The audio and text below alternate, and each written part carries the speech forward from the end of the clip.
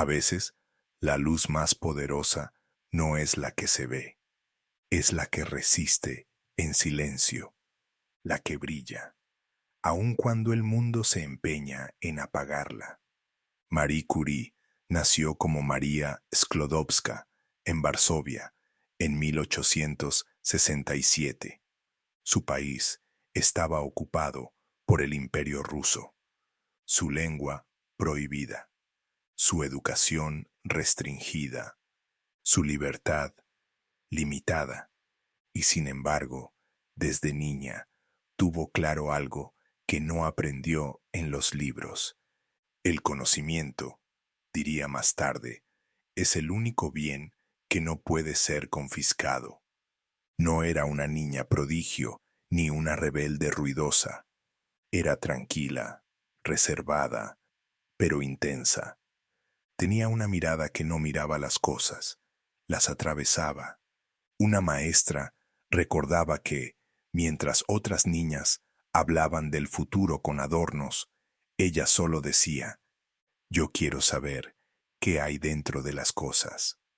Una vez, a los 9 años, su padre le mostró un aparato científico antiguo, un electrómetro. Ella lo sostuvo con respeto, como si fuera un objeto sagrado. ¿Esto mide lo invisible?, preguntó. Sí, dijo el padre, mide la electricidad en el aire. Y ella, con esa lógica despiadada que tienen los niños inteligentes, respondió: entonces no está vacío. Nunca está vacío. Ese fue su primer descubrimiento. El vacío también puede estar lleno, como la vida misma. Marie fue brillante en los estudios, pero en la Polonia ocupada, las mujeres no podían acceder a la universidad.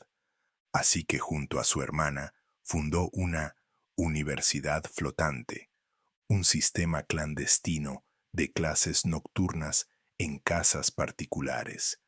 Estudiaban de noche, en secreto, con linternas envueltas en telas. Por cada fórmula que aprendía, estaba desafiando un imperio. Años después, dejó su país para ir a París, sin dinero, sin contactos, sin certezas. Vivía en una buhardilla helada, donde el pan duro y el café aguado eran lujos. Dormía con libros bajo la almohada y fórmulas escritas en el techo. Cuentan que un invierno se desmayó de hambre en la biblioteca de la Sorbona.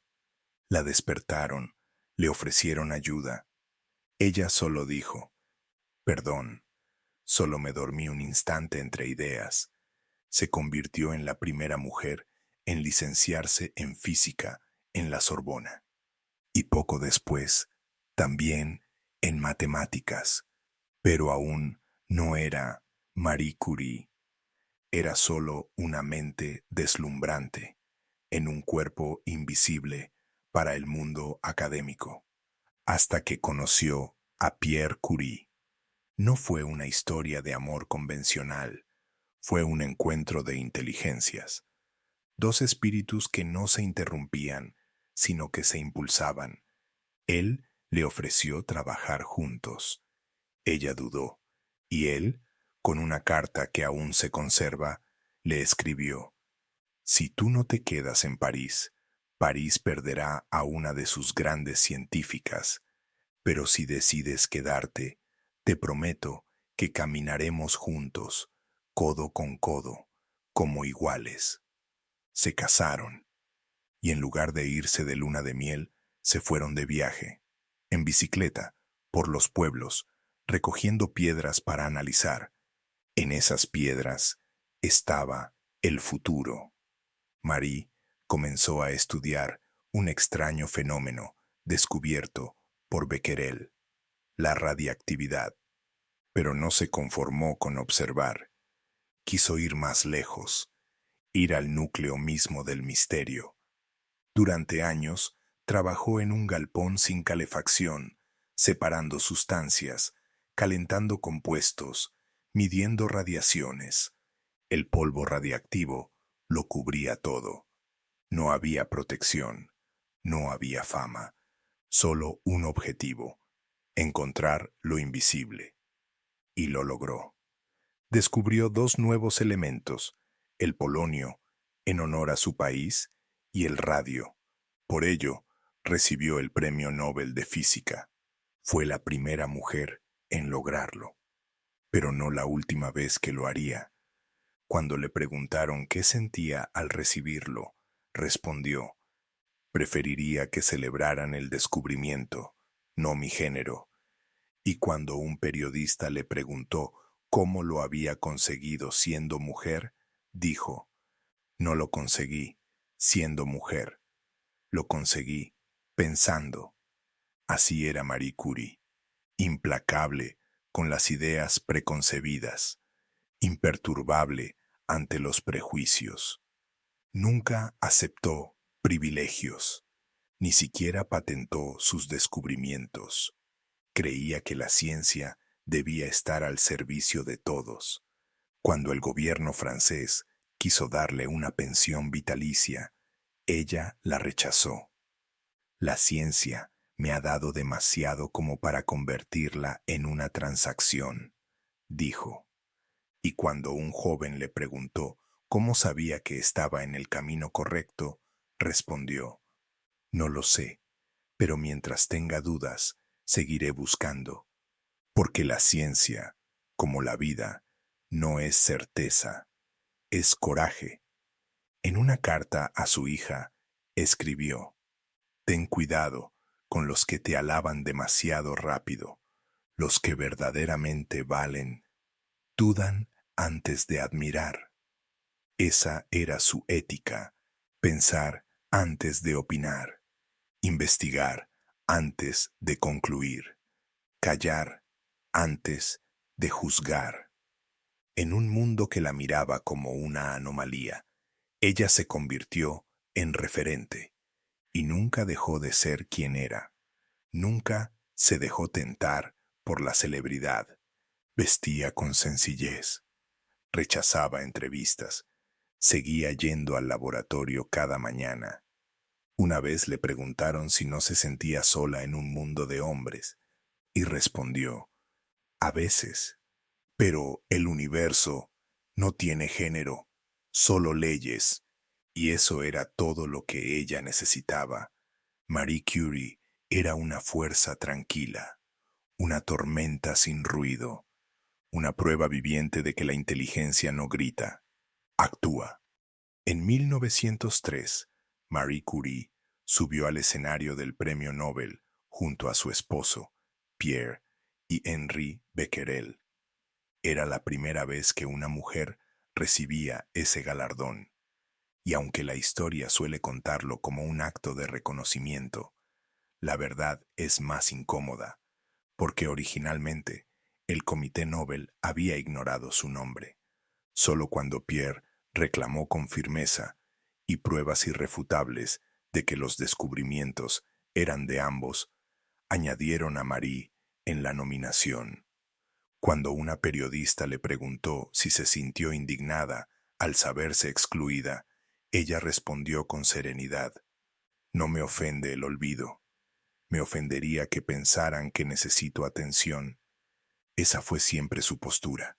No necesitaba halagos, solo espacio para pensar.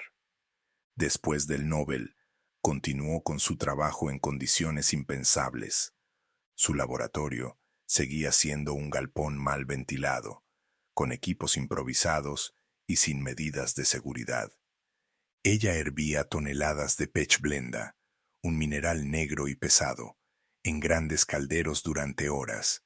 Separaba residuos, medía radiación, observaba cómo brillaban las sustancias en la oscuridad. El radio, descubierto por ella, tenía una cualidad fascinante: emitía luz sin calor. Era como si un pedazo del universo quisiera hablar en voz baja, y Marie lo escuchaba. Pasaba horas en la penumbra, rodeada de frascos que emitían un resplandor azulado. Era como vivir entre fantasmas luminosos. Uno de sus colegas escribió: "La señora Curie trabaja como si el cansancio no existiera, pero parece que su alma lo ilumina todo desde dentro". En 1904 nació su segunda hija, Eve. La primera, Irene, ya mostraba una curiosidad feroz. Marie llevaba a sus hijas al laboratorio cuando era necesario. Les enseñaba a observar, a cuestionar, a no temerle al error. Un día, Irene rompió accidentalmente una probeta. Se quedó inmóvil, esperando una reprimenda. Marie, sin levantar la voz, le dijo: "¿Ves? Así aprendemos dónde no estaba la respuesta". Ese era su método, tanto con sus hijas como con los átomos. Pero la vida no perdona a los que desafían sus límites sin descanso, y en 1906 la tragedia golpeó. Pierre Curie murió atropellado por un carruaje en plena calle de París. La noticia sacudió al mundo científico, pero a Marie le rompió el mundo íntimo. Se encerró en sí misma. Durante semanas apenas hablaba. Caminaba por las calles sin rumbo, como un cuerpo que había perdido el alma. Un periodista la encontró un día sentada frente al laboratorio, bajo la lluvia. Le preguntó si pensaba volver. Ella, empapada, respondió: "Ya estoy dentro. Solo no he empezado a mover las manos". Volvió al trabajo. Y no solo eso, ocupó la cátedra de Pierre en la Sorbona. Se convirtió así en la primera mujer profesora en la historia de esa universidad.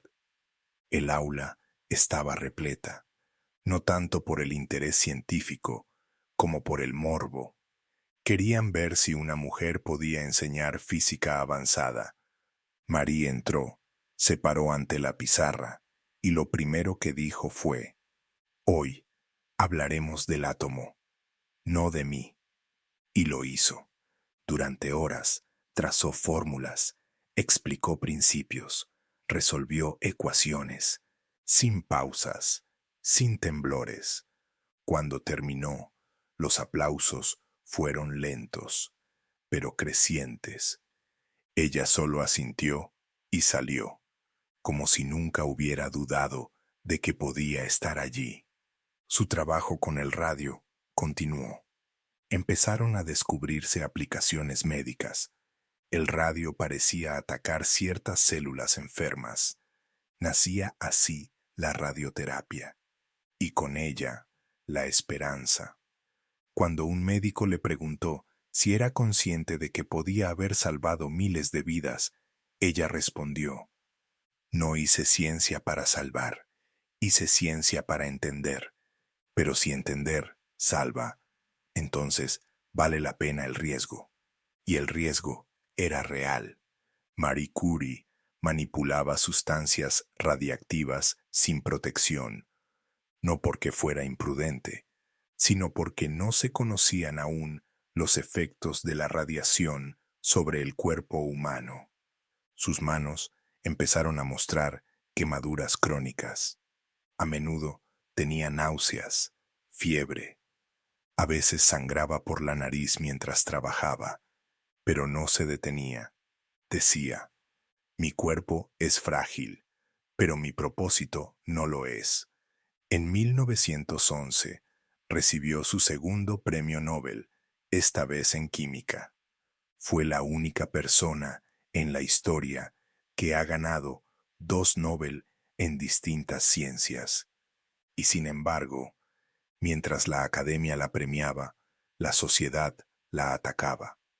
Ese mismo año estalló un escándalo en la prensa. Marie mantenía una relación con un científico casado, Paul Langevin. Los periódicos no hablaban de su nuevo elemento químico, el radio puro. Hablaban de su vida privada. Recibió amenazas, insultos, campañas de desprestigio. Un diario escribió: la Madame Nobel no tiene moral, tiene química y escándalo. Ella no respondió, no concedió entrevistas, no se defendió. Solo escribió en su diario: no perderé tiempo en explicaciones. Mi trabajo hablará por mí.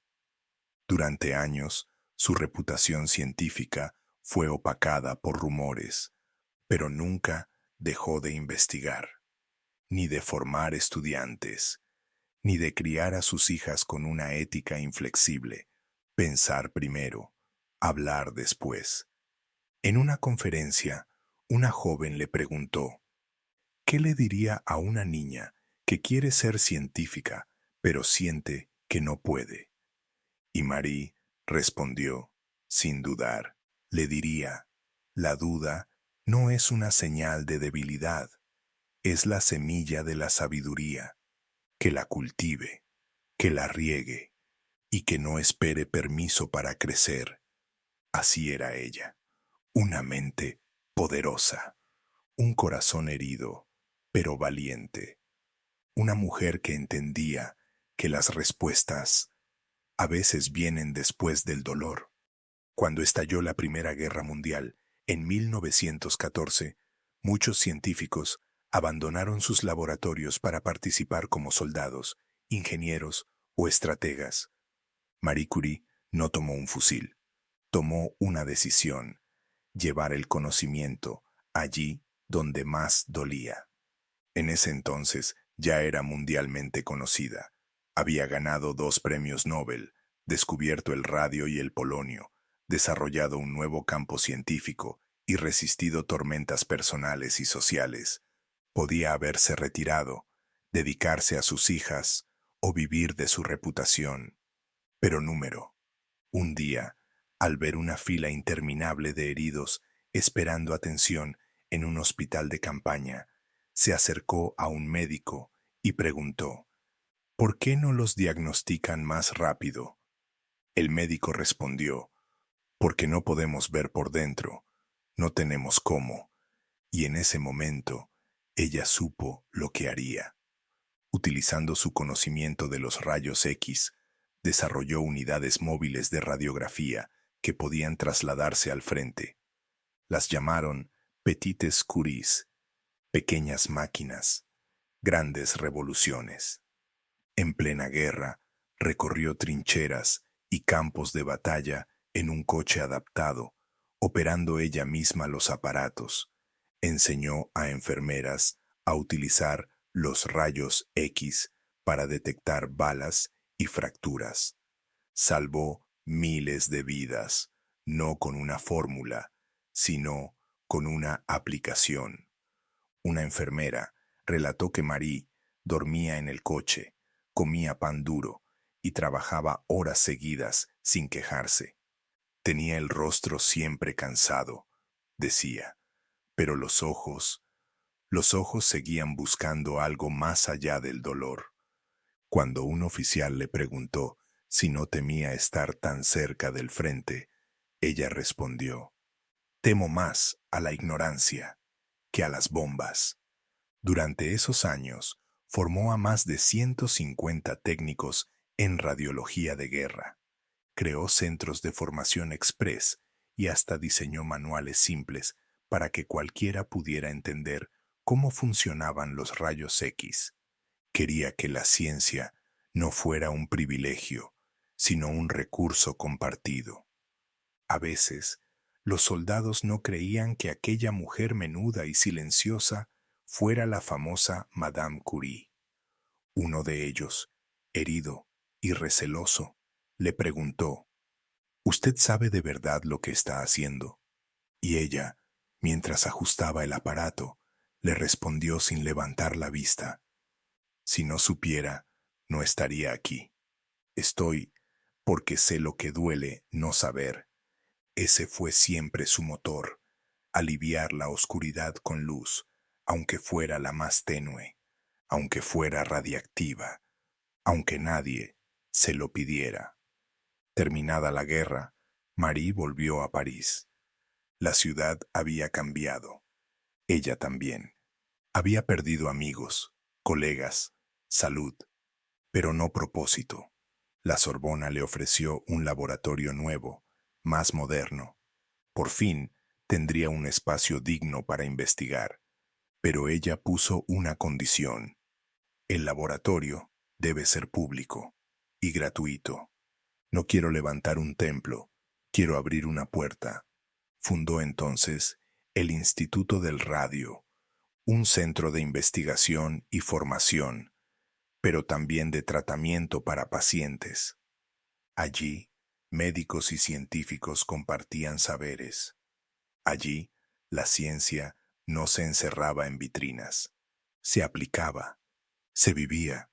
Su hija, Irene, ya joven adulta, se convirtió en su asistente. Trabajaban juntas, discutían ideas, escribían artículos, y cuando discrepaban, Marie decía con una sonrisa: eso es lo bueno de la ciencia, no necesita estar de acuerdo contigo para tener razón. Un día, una periodista la entrevistó en su despacho. Le preguntó si no le molestaba que ahora su hija siguiera sus pasos. Marie la miró con calma y respondió: ¿molestarme? Es el mayor logro de mi vida, no haber impedido que ella encuentre su camino, aunque se parezca al mío. La prensa seguía oscilando entre admiración y escándalo. A veces la llamaban la santa de la ciencia, otras veces la viuda radiactiva. Pero ella no respondía, solo se centraba en su trabajo.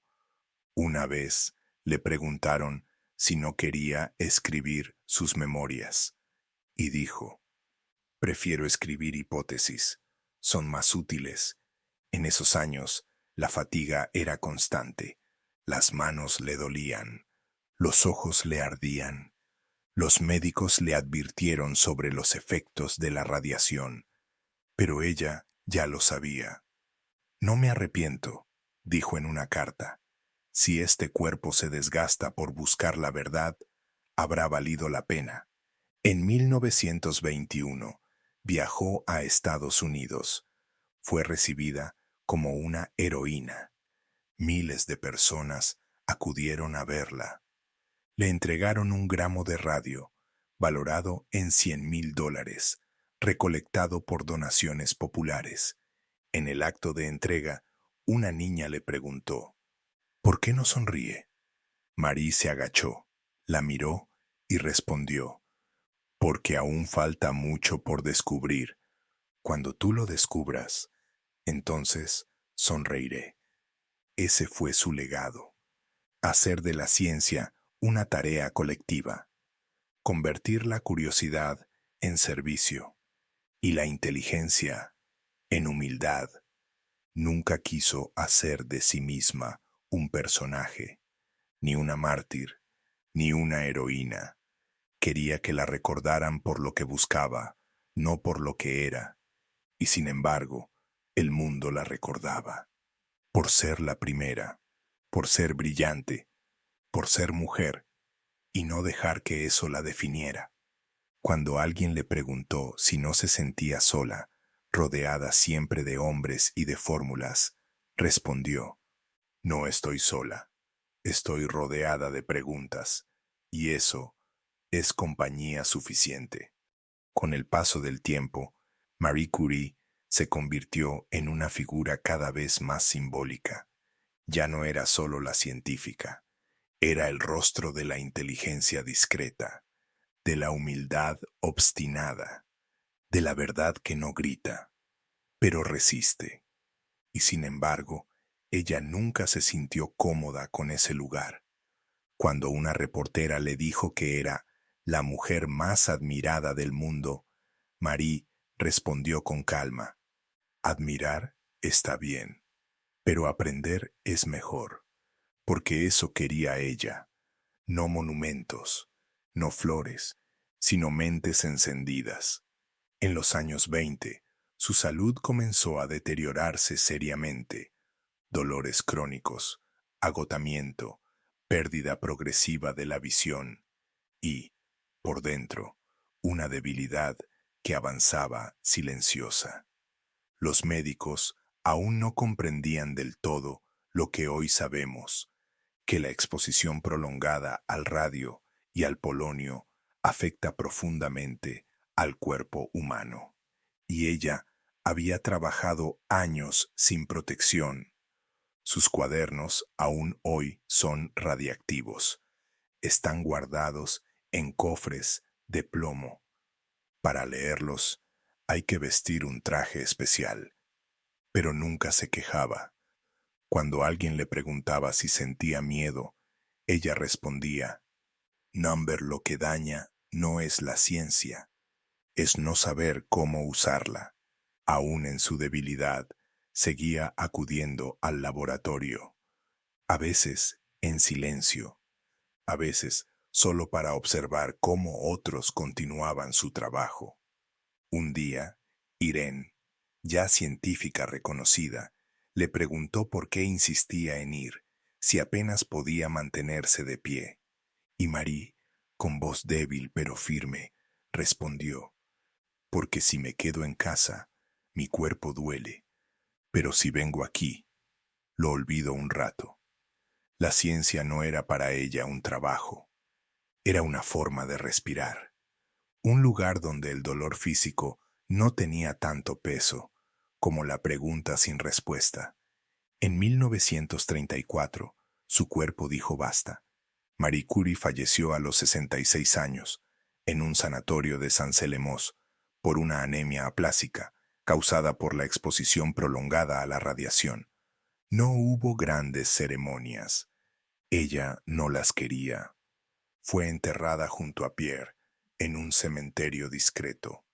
Solo décadas después, sus restos serían trasladados al Panteón de París, donde reposan los héroes de la patria francesa, y donde ella fue la primera mujer en entrar por méritos propios, no por ser esposa de nadie, ni madre de nadie, sino por ser ella, Marie Curie. Su muerte no fue el fin, fue un eco, uno que aún resuena en cada laboratorio del mundo. Su hija Irene Curie no solo siguió sus pasos, ganó también el Premio Nobel de Química junto a su esposo por el descubrimiento de la radiactividad artificial. Y así, madre e hija se convirtieron en el único dúo familiar de mujeres con premios Nobel en ciencias. Marie no dejó una autobiografía extensa, ni buscó explicarse, pero dejó miles de páginas de apuntes, cartas, conferencias. En una de ellas escribió: no hay nada en la vida que deba ser temido, solo hay cosas que deben ser comprendidas. Y esa frase resume todo: su filosofía, su forma de amar el mundo, su lucha, luchar por la verdad sin necesidad de gritarla, buscar respuestas sin perder la capacidad de asombro, confiar en que el conocimiento no es frío, es una forma de compasión. En una época en que a las mujeres se les pedía permiso hasta para leer en público, ella iluminó lo invisible, sin pedir permiso, sin pedir disculpas. Su imagen aparece hoy en libros, billetes, sellos postales, calles y escuelas.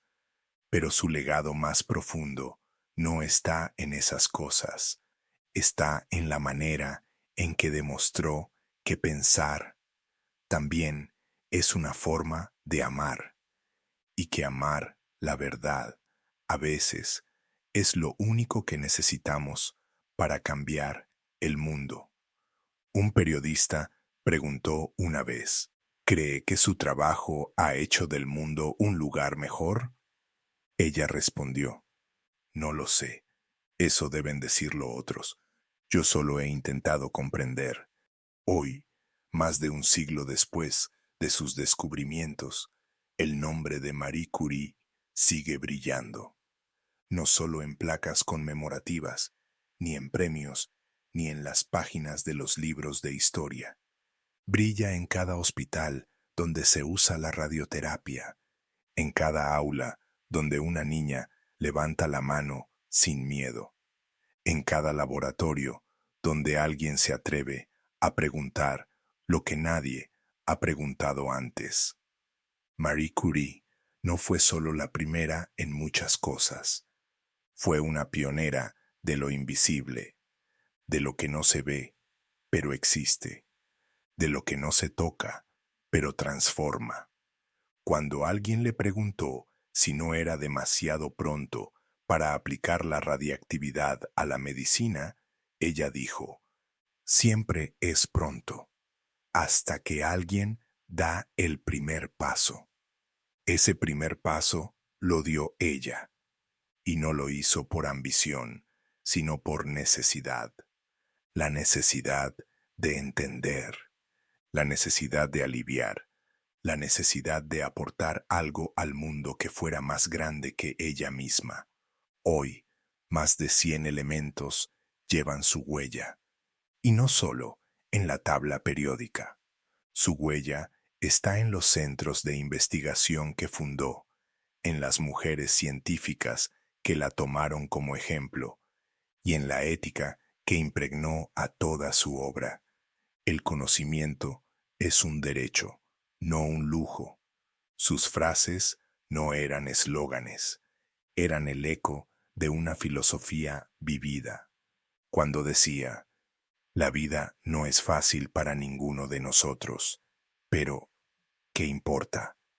Estaba diciéndonos que el sufrimiento no es excusa para detenernos, que el cansancio no es argumento para rendirse, y que la duda, bien canalizada, puede ser una brújula más poderosa que cualquier certeza. Muchos le preguntaban cómo lograba mantenerse firme, cómo seguía adelante en un mundo que no estaba hecho para ella, y su respuesta era siempre sencilla, porque me levanto cada día sabiendo que hay algo nuevo que puedo descubrir. Esa frase, que parece modesta, encierra la actitud de una mente verdaderamente libre, una mente que no se alimenta del reconocimiento, sino del asombro. Marie Curie demostró que la ciencia no es cosa de genios, sino de gente terca, de personas que insisten, que no se conforman, que observan donde otros miran sin ver, y que cuando todo parece en silencio, aún son capaces de escuchar una pregunta.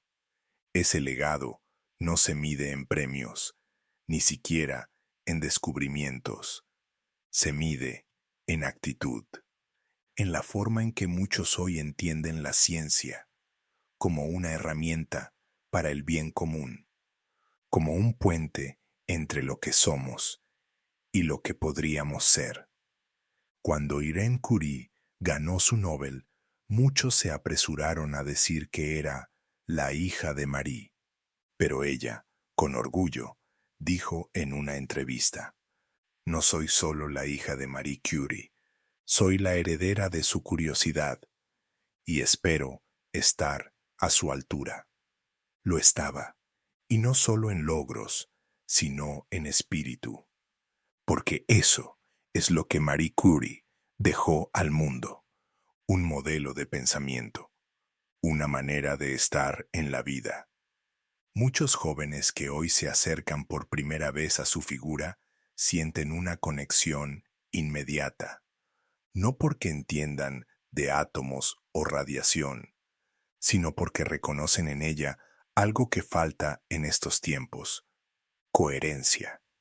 Marie no hablaba de éxito, hablaba de propósito, no hablaba de fama, hablaba de dedicación. En una época donde tantos quieren ser reconocidos sin ser rigurosos. Ella es un recordatorio de que el prestigio verdadero no se busca, se construye, y se construye en soledad, en silencio, a veces en la penumbra de un laboratorio o en la soledad de una pregunta que aún no tiene respuesta. Marie Curie no solo descubrió un nuevo elemento, descubrió una nueva forma de mirar, una nueva forma de trabajar, una nueva forma de creer. Creer que el conocimiento puede ser desinteresado, que una mujer puede liderar sin alzar la voz, que se puede cambiar el mundo sin dejar de ser humilde. En sus últimos años, escribió una frase que no suele citarse tanto como las otras, tal vez porque no suena épica, pero encierra toda su filosofía. Escribió: me basta con haber contribuido con algo, aunque sea mínimo, que sirva, que ayude. Y sí, contribuyó, ayudó e iluminó. Hoy, si caminas por las calles de París, verás placas con su nombre. Pero más importante que eso, verás escuelas que llevan su apellido, aulas donde sus fórmulas aún se enseñan, niñas que se atreven a soñar con batas blancas, y adultos que al escuchar su historia recuerdan que el conocimiento no tiene género, ni edad, ni fronteras.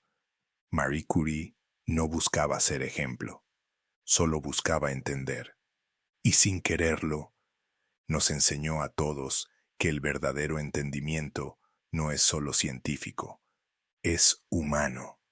Si alguna vez sientes que no tienes espacio para ser tú, si crees que el mundo no está hecho para quienes piensan diferente, piensa en ella, en esa mujer que, contra todo pronóstico, abrió una puerta que aún hoy no se ha cerrado.